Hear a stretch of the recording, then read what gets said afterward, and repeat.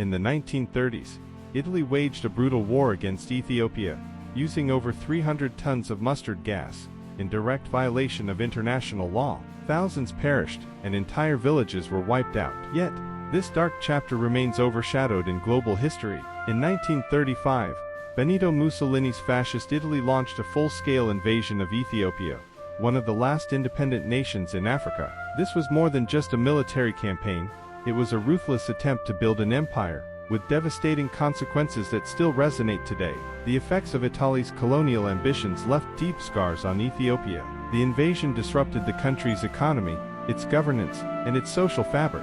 Entire communities were displaced, and Ethiopia's progress was set back for decades. Italy's forces not only occupied the land, but sought to erase Ethiopian culture, suppressing traditions, languages, and national identity. Even today, the echoes of colonization persist in economic struggles, historical trauma, and the complex diplomatic ties between the two nations. As Ethiopian forces fiercely resisted, Italy escalated its brutality.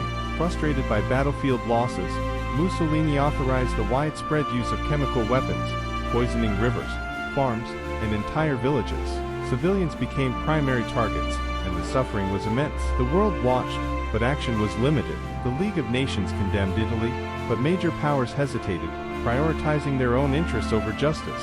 Despite this, Ethiopia refused to surrender, using guerrilla warfare and national unity to fight back. One of the most defining moments came in 1936, when Emperor Haile Selassie stood before the League of Nations. His speech exposed the horrors inflicted upon his people, and denounced the international community's inaction. His words resonated across the globe, turning Ethiopia's struggle into a symbol of anti-colonial resistance. Though Italy occupied Ethiopia for a few years, its control was never absolute.